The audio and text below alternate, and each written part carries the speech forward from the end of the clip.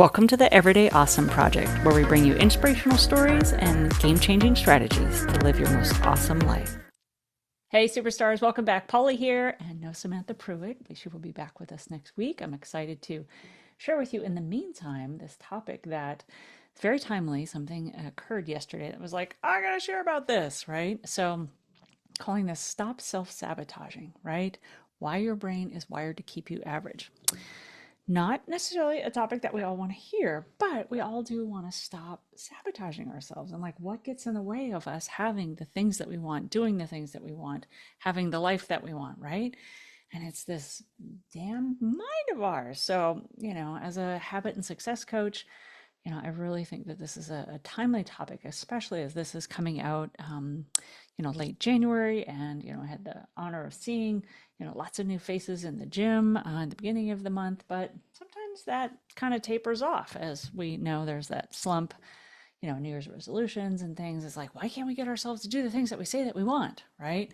So your brain is running a 50,000-year-old program. Okay. The way that we're wired is not necessarily what's going to keep us successful and happy and thriving. It's going to keep us in a cave, it's going to keep us safe. It's going to keep us the same, right? Comfortable, survival.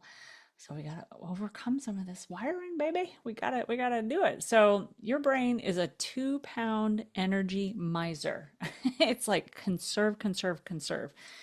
So I don't know if you know this, but it consumes 20. So, when people talk about like, oh, fitness and stuff, I got to eat to fuel and stuff. It's often like your brain that's consuming the most. So it consumes 20% of your metabolic calories despite its only 2-pound weight, right? So it's hardwired for what we call metabolic parsimony. I think that's how you say that, which is a fancy scientific term of avoiding any effort that doesn't immediately guarantee food, safety, or sex. Like this little nugget up here is quite the gem, right? If growth feels hard for you, like if change and growth feel hard, it's because your brain thinks that growth and change is a threat to its survival. So that's where we gotta work on this. So I'm gonna share with you like some examples of stories and where I've been either self-sabotaging myself. I see, and by all means, this is not oh, I'm perfect at this. I've got it all figured out. Life is running perfectly smooth. I'm doing everything that I want and avoiding everything that I don't want. No, but I can tell you from a lot of years of experience of what has worked or hasn't worked and things that I have dropped from a 20-year eating disorder and, things that I have gotten up to, like really hard physical challenges that I was like, oh my God, how am I going to get there? Right. So I want to share with you what I know, what the science says, and give you some ways of stopping your self-sabotage if that's how your year is going or whenever you're hearing this, hopefully this is something that will serve you as well. So, where this is going, and this ties in with the neuroscience, and what sparked this for me is I was rereading a wonderful book that I read many years ago by one of my favorite people, Tony Robbins, in his book Awaken the Giant Within. And I was rereading this just recently at like 2 conversations with coaching clients. It was like, how does this happen when I start revisiting something or a topic? It shows up in my coaching. It's like never fails. So the general topic, I will call it, is pain and pleasure, right? So in general, and I love this work from Tony, says that we do things to avoid pain and move towards pleasure. And the bad news is we do a lot more to avoid pain than to move towards pleasure. So we're highly motivated by pain, somewhat motivated by pleasure, right? That's like like the stick is more powerful than the carrot, you might say. So everything we do is either to avoid those two, avoid or move towards, right? The brain will always work hard to avoid pain or to gain pleasure. So we don't move towards our dreams, we move away from our fears. Move away from our fears or what's uncomfortable or what our brain thinks could be painful or hard or stressful or cause it to use a lot of energy, right? It's like, nope, don't need to do that. So if you aren't moving, if you're not motivated, it's because you're associating more pain to the work than to saying the same. I'll give you some examples of this, but that's just the general idea. So, in a recent example, I was talking to a client who was like, yeah, can you tell me how to motivate my husband? And I was like, first off, that ain't ever going to work. Like, you can't motivate other people, right? If he wants to do the work, if he's in enough pain, right? That's when things will shift, right? And you see this all time, I mean, in really disastrous lives where people are doing intensely painful things to themselves and the people around them, like drug addiction, alcohol addiction, any kind of addictive behavior that has a grip on somebody, and the pain of it, whether it's being caused around them or the pain in their own life, unfortunately, it's not severe enough to get them out of it, right? Like, it's giving them more pleasure or more certainty, or the brain is just like, you know what, this is all I know. Let's just keep doing this, right? So it hasn't associated enough pain with getting out of it. So we don't move towards our dreams, we move away from our fears or pain, right? So in this case, I said, well, there's probably two things. Well, there's multiple things going on when you have a friend or a loved one. And what's ironic about this, and I'll tell you in a moment, is her own story. But, you know, is he either doesn't have a compelling vision that he doesn't really care about. He's probably got a limiting belief that's holding him back, like I'm not worthy. I don't think good things don't work out for me, or I'm not good enough, or something. Like, why bother, right? So there's a limiting belief that keeps him from having a compelling vision of his potential or something that he wants in life. He's like, whatever, I'll just stay, let's say, average or comfortable, and not even that comfortable, right? Everybody's got a different definition of what comfort is, but his comfort zone is what he's trapped in, right? And so unless you remove the limiting belief that allows him to see a compelling vision, and you clear up, whatever's in the way painfully, and move him towards something that he wants, or you know get the pain behind him so uncomfortable, right? Like, he's comfortable, like, yeah, doing okay, you know, semi-retired, this person, you know, it's not painful enough, right? So here's the switch flip in that. So here's this client talking to me about, can you help me motivate my husband? And I was like, oh, okay, you can't do that, or whatever. And she's trying to like fix all the people around her. And then we got talking about, I was like, okay, so where are you on your, we did this process and return to the light. And I was like, look at your wheel of life and what areas of your life. And she says, yeah. And I said, so which one or two are calling you? Like, what work do you really want to get up to this year? Or you want to put your focus and your energy towards? And it was like, oh, my spiritual devotion. So I'm not sure the religion, but there was something about prayers and practices and rituals and readings that she wanted to be doing, but wasn't. And she said about 5 minutes a day is all she does. I have a feeling that's suspect. I don't think that's even happening. I think it's less than that. I think it's 5 minutes here and there. And then the other area was organizing her house, like her closets and her office. And, things were just like scattered and just disorganized, right? And where she says that arose from is she had been a teacher and she was running, businesses and, all this stuff. So there was no time for it. Well, come to find out, she retired 2 years ago and has no activities, like very little. It's amazing what I can get, find myself to get up to. And I was like, So not organizing her house. Instead, I was like, oh, so what else are you doing? Like, what are you, how do you occupy yourself now that you're retired and you don't have this, job that she was driving? I forget, it was quite a way. I want to say like 45 minutes away to work all day, come back, 45 minutes, tired, la la la. Well, that, left. They sold off a bunch of their property, so there's no more of that nonsense. And I'm just kind of trying to, understand what do you, and no, like, big hobbies, like going to the gym maybe 3 days a week, this and that. And then you start to hear like all the amount of television watching and stuff. And not that, hey, that's up to you, right? I think television, the boob tube, got its name for a reason, but just hearing there was lots of things, and it was all starting to come down to the phone. Like, oh, well, I check the weather, and these things on my phone. And I get into, and it was like I was like, oh, okay, this is where the dopamine is starting to bring pleasure of like, oh, I'll distract, right? I'll distract and do this thing instead of this, the organizing and things like that. It's like sometimes it can look like a mountain depending on how big it is. And I had a client recently who hired a bunch of organizers to come in and like take that burden off, right? Because it can be, if you aren't used to it, or if you don't have any help, it can be, to your mind, this ginormous mountain, right? So we see the bigness of it. So, she checks the weather, looks at random stuff on her phone instead of having a house that feels good, living in a house that feels good to her, right? And why? It's because the immediate low cost pleasure of picking up the phone and distracting with, in this case, social media or this or the weather. I was like, that's what you're doing instead of like having a home that feels good to you. And for years, not just like, oh, retired and now, it's been 30 days or 6 months or a year, you kind of decompress from that life.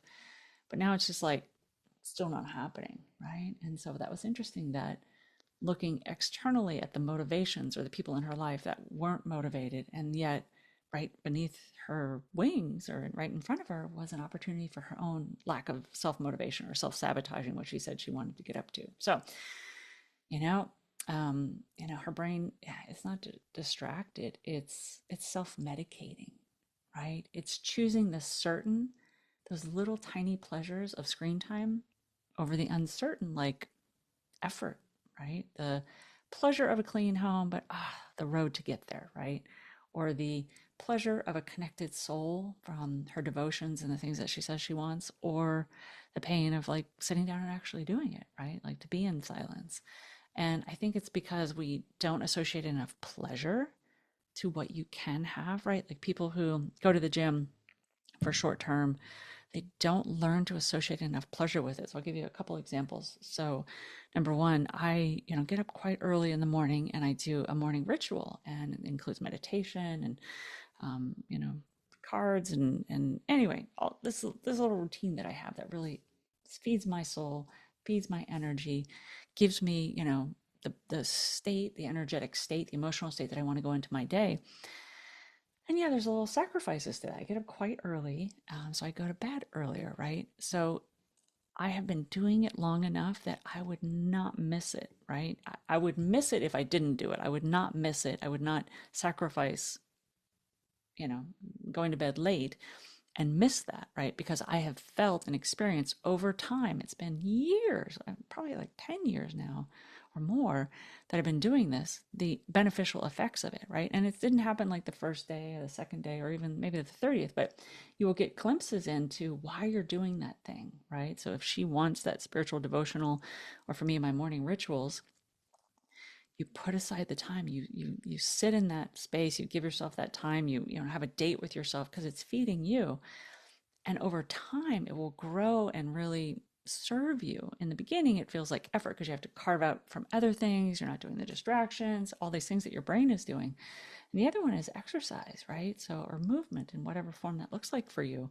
Like Samantha and I talk about how like we can't not move. Like it's so, I've been doing it for so many decades that too many days of not moving, it feels like, well, who is this, right? So and there's all kinds of amazing days and highs and like great workouts and high fives and like the how proud you feel of taking good care of yourself, right? Nothing I would trade for that now.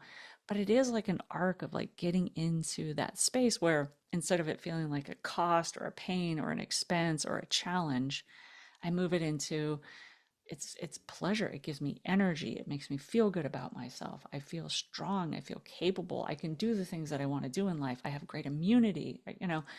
All sorts of things, right? So in the neuroscience world, they would call it neuroassociation. We wire pain to the very things that could save us, that would save us, right? So if you think organizing your office is painful, your amygdala will literally trigger a stress response to keep you away from it. All right. So you you aren't procrastinating. You're experiencing like a biological bypass of your goals. It's like the brain's like, nope, nope. So it's like this, thing you've got to be aware of. And I'll give you some advice here and some ideas on how to rewire that brain. Like, what are we basically what you've linked up in your brain? If you think of neuroassociation as like these, um, they're like receptors in the brain that tie things together. I say they sort of like find our memories, if you will. So if I have 10 memories of going to the gym and feeling fantastic and like it really like there's community there, there's like a good sweat I get on, there's I feel good afterward. Like so many memories in my brain have these little dials tuned into and turned on for exercise. If I think about going exercise, bing, I like hit all of those neuroassociations. Pleasure, pleasure, pleasure. Good, good, good. Pain sometimes, yeah, but more pleasure than pain. So what I've associated with working out by this time is pleasure. And so what we associate in our mind, what we link up in our mind to pain or pleasure drives us emotionally, right? And we're very motivated. We're very like the force within us of our emotions gets us to do things. The force of avoiding that pain will motivate us to self-sabotage if, it's painful to, pick up all the stuff and organize it, or go to the gym if we haven't done it before. It's like, oh, why bother? It's cold out. Now I got to get out of bed and, all these things, right? So what we're going to talk about next is dopamine, the dopamine arena, and what I'm calling a dopamine fast, right? So let's do a little dive into, if you know what dopamine is or what you think it is. A lot of people think it's like this reward, like Pavlov's dog, like bing, I got the reward for, in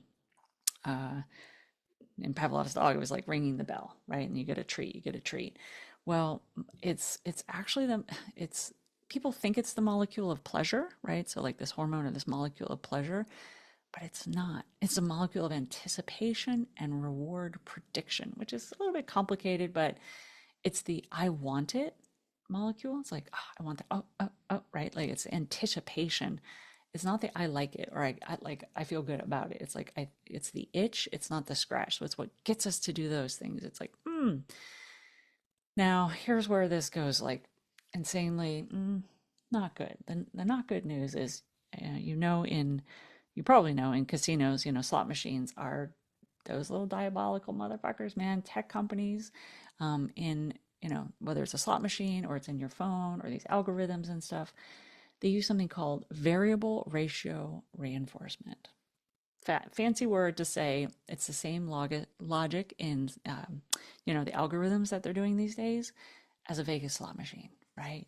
And your brain releases more dopamine when the reward is uncertain, like scrolling for a good post, like bing, bing, bing, like TikTok. Great example. Slot machine, basically a slot machine. So if you are in that rut, just know, that's what's going on here. You aren't checking your phone for information, right? You're not like, oh, I'm here to see what's going on in the world. You're pulling the lever on a neurochemical slot machine. Mic drop. Like, oh my goodness. If more people realize that's what's going on, right? The days of Instagram and Facebook, originally, like connecting with friends and community and stuff like that, you're now trapped in, reward dopamine slot machine. And it sucks, because here's why. So for every high of cheap dopamine, scrolling, or whatever you're doing, most likely people these days, scrolling is like the number one, your brain creates a proportional dopamine trough. Okay, so the dip below your baseline where you feel restless, anxious, and bored, like this is why you feel worse after an hour of Instagram than before you started, or TikTok, whatever, choose your poison, right? So this dopamine trough is like, man, like you do it for an hour and then you need more, right? It's kind of like an addictive heroin, right? Like you need more just to get to the baseline of what it brought you as a high, right? So you now spend more time, or you just feel worse and worse, right? So one way, if that's something that's invaded your life and is, running, and how you're self-sabotaging, and this could apply in other areas, but it's a really big one right now in our culture, so I wanted to touch upon it. So a dopamine fast, and I know some people may have not a great association with the word fast or fasting, but it's like a cleansing, right? So you need to cleanse the body's, it's like cleansing or detoxing after heroin, or, this addiction, right? This dopamine addiction. So it's to reset that threshold. So you do a dopamine fast, trying to reset the threshold of what your body needs to feel good and be, excited or motivated, if you will. And when you flood your system with high intensity, cheap dopamine, the deep dopamine, of a sunset or a prayer or a focused hour of work or connecting with loved ones, it's like boring in comparison. It's like why life starts to look a little dull, a little gray. You're like, I'll go back to my phone, right? Cheap, instant high. You think so, but it's actually doing the opposite. It's like fast food instead of, no nourishment there. No nourishment there. Out in the real world, yes, with people and beauty and nature and connecting with your loved ones, that's where, mineral rich, nutrient rich, consciousness rich, emotionally rich value is going to come from. So honestly, a dopamine fast, it's not about avoiding pleasure. Like, I don't want to give you the idea like, that's not it. Like, it's just to reset it. It's like to bring you back out of this trough where your levels of what you need to feel good reset. It's about starving that craving, yes, right? So that your brain can actually feel the subtle joys of life again, right? It takes about 30 days, right? So depending on how long you've been doing it, right? So I remember when TikTok came out and I was like, oh, this looks fun, so I went on it. And in 2 weeks, I could already see, like, I was thinking about TikTok. I was like, oh, hold up. This thing needs to come off my phone. This is not, no, you don't control me. You don't, I'm not going to be like this Pavlov dog to this phone or this app. Heck no. So, it was easy for me because 2 weeks and I haven't looked at it very much, but depending on how consistent you are about it, if you have a little routine, whether it's before bed or you wake up in the morning or anywhere you're waiting in line and that's what you do, you're falling into that trap, right? You're falling into that trough of dopamine. So really just like, I know some people was like deleting the app from your phone, you would never do it. Okay, well just like make it off limits, right? Or set a 3-minute limit. Yeah, I would just say it's easier to not do it than to try and limit. Oh, I'll just do it for 3 minutes, right? And I have set mine so like 5 minutes. Like I'll be posting something and then it comes on. It's like, oh, you've reached your 5-minute daily limit, and I'm like, oh shoot, I got to get this post up. But you can do that also, right? And just be like, oh shoot, there I go down the roller coaster, the slot machine of social media. So just wanted to share that with you. So let's talk about like how to move out of this like low value pleasure and to high vibe fulfillment, my friends. Like doing something that actually is fulfilling, like good, like you working with your body, working with your mind, working with your soul to feed it what it needs, not this cheap ass, fast food of pleasure out there. So let's call it a pain pleasure audit, right? So depending on where you are, so this was, in conversation, I'm a coach. And so in conversation with a client, just poking around and seeing what she's doing, not doing, wants to be doing, isn't doing, or is doing, wants to cut back on, right? Like you want to do this with yourself basically. So like what are you not getting up to? Where are you already self-sabotaging in your life? Where are you already avoiding something or not changing something that's becoming more painful, but maybe isn't painful enough. But you're just like, so the question is what pain have I associated with my goals, the things that I say that I want? Studying, devotionals or getting up to something in life, starting your business, creating something newly, going out looking for a new relationship, new friends, or in her case, organizing your house, right? Like, I want to have an organized house. Okay, so what pain have you associated with that, right? And what pleasure am I getting from distractions, or what else am I prioritizing? What am I making more important? I'm getting pleasure from somewhere else that's pulling me away from having this thing that I say that I want, right? So there's an imbalance there. There's pain associated with what you want, your goal, or the thing that you say that you want, or your intent. So first, you might even just evaluate, do you really want that thing? And second, if there is, not everything comes to us for free. So there's a little bit of cost or energy, for it, right? So to have that clean house, you do some things, right? For example, maybe more in the beginning because you've been avoiding it, but then you can maintain it. And the same with lifestyle, right? Like if you have an unhealthy body, it's harder to get it back to health than to maintain it, at health. So what pain are you associating with your goals? That's the first question. And what pleasure are you associating to something else, the distractions? And so likely, yeah, if you're associating pain with having an organized house, like what is it you really want for that? Do you just say that you want this, or do you really want this? Like sometimes not having a clear enough vision or why you want this. Like for me, like having an organized house is like a must. Like my brain in a disorganized house is like not a happy place for Polly to live in. So yes, we have an organized house and all those things. Good old Virgo. My brain likes it when things are put away, and I like, organization. So I somewhat naturally, but also I've trained myself to see the pleasure in, or the pain of my mind seeing all the distraction and all that. It's like, oh nope, my threshold for that is at a different level, right? Our tolerances for where that pain is, right? And I spoke about in the beginning.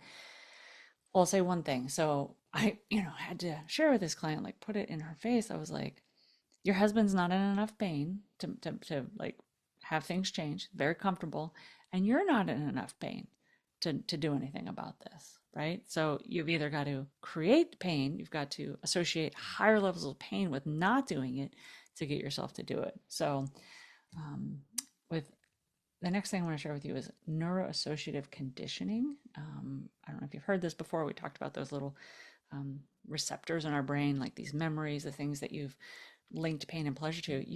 You must make staying the same unbearable, like massive pain or enough pain to overcome the brain's resistance to the hurdle to getting to doing something about it, right? So make the inaction hurt more than the action. Like, oh man, and you can do this in different ways. You can talk about it, journal about it.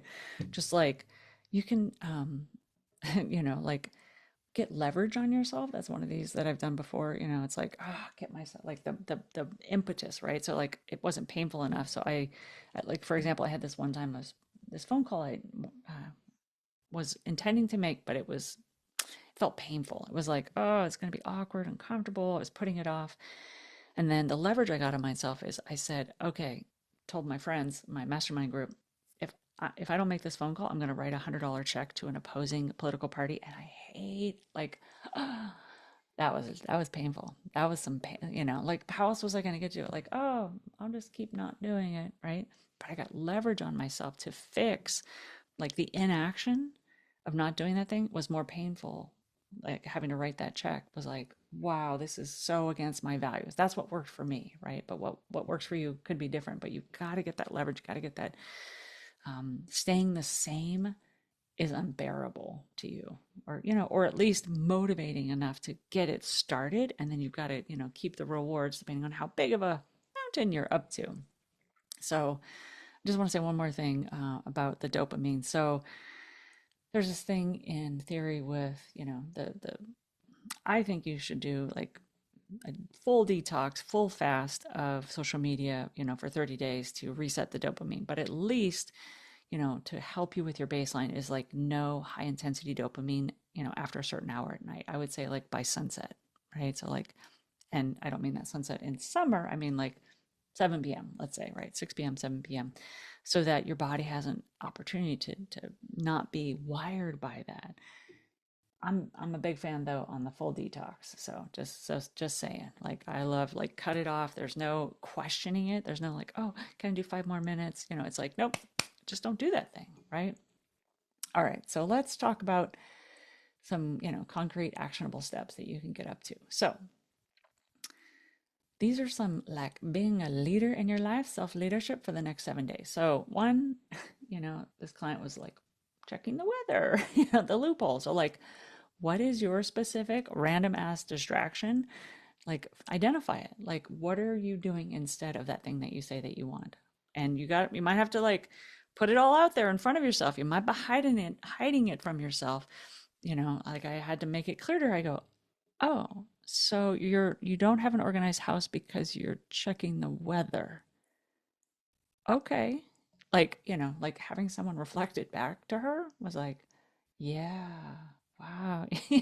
Like, shit, I say I want this thing. Like, sounds kind of dumb, at the time, right? It's like, okay. So you're aware of it, right? So that's 50% of it. It's just being aware of like, what else are you giving your attention to, giving your energy to, prioritizing over that thing that you say that you want. And then, you know, lowering your pain threshold, right? So a 5 minute rule. Tell your brain we are only cleaning for 5 minutes, you know, like if, or doing your devotional for 5 minutes, like get it started, right? So in habits, don't go for the 1 hour meditating or I'm going to tackle this whole cleaning project today, you know, 8 hours of cleaning. Your amygdala will be like, that's danger. No, prefrontal cortex, you know, like they will be at odds. So your prefrontal cortex needs to take the lead. The captain needs to be, you know, self leadership here is like, just start with, okay, you know what? We're going to do it for 5 minutes a day, just so that you start feeding that. And those little small wins will stack and build up. Next, future self visualization. So, like, and I'm a big fan of adding not only visualizing it, but emotionalizing it, right? So, like, getting pleasure from that thing happening in your life or you having that outcome. So, you know, every morning, maybe morning and night, if you want to like speed this up, 2 minutes of feeling the pleasure of the completed task. Like, how does it feel when you walk in your office and like things are nice and organized? Like, I can tell you from having a client who did this with, you know, organizing your house and clean up. Like, I said, so how does it feel to be in your house? And it was like, oh my God. It was like she wanted to move out of her house. She was so, you know, just overwhelmed by it. And it was like, you know, taking over her house. And now she's like, oh my God, it's like a thing. She's like, oh, I feel so good sitting. And then I have a new space and then this and this. And it was like all those real experiences of fulfillment in her body instead of the, you know, the pain of looking at all that stuff. So visualizing your future self, your outcome that you want, and raise the level of the pleasure, right? So we're trying to make it more painful to not take, or more painful to stay in action and more pleasurable to take action.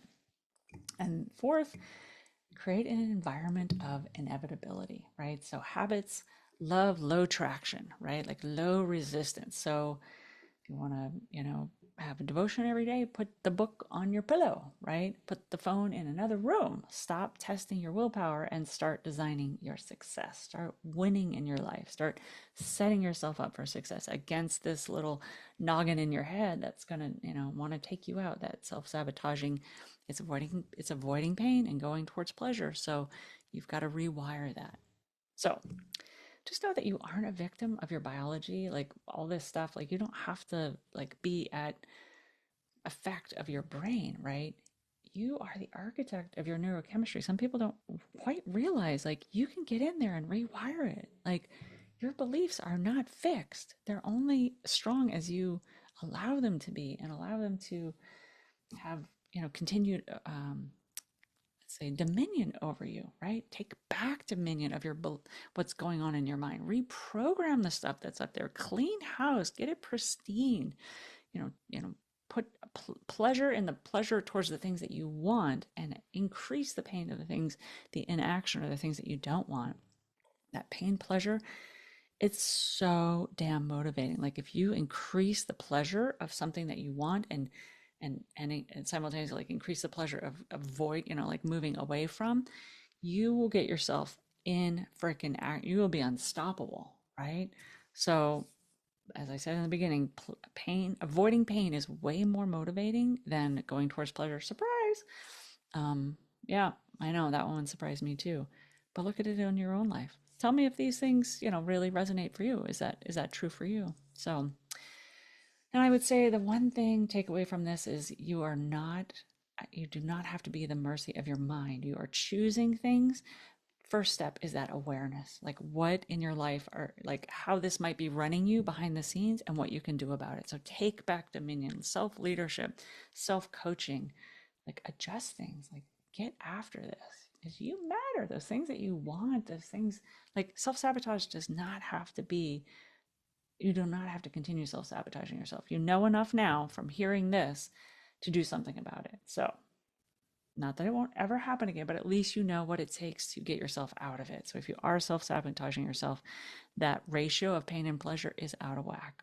So get awareness on how it's running your life and do something about it. You may need some external support, a coaching, accountability. That's one of the things I gave to this client is I was like, well, can you have an accountability buddy to, you know, that's in your prayer group to like tell them that you're going to do this thing so that you can hold you to account while you're putting the training wheels on your new habit, your new direction that you say you're going into. Because that brain, it likes, it's going for energy efficiency. It will go back. So I hope this has been helpful to you. Please share with us, on social media, or subscribe. Tell us what you thought of this. I really appreciate you guys tuning in. Hope this episode on self-sabotage. And we are not here to be average. We are here to be awesome. So I want to remind you, how your life feels is more important than how it looks. And every day is your opportunity to find your awesome.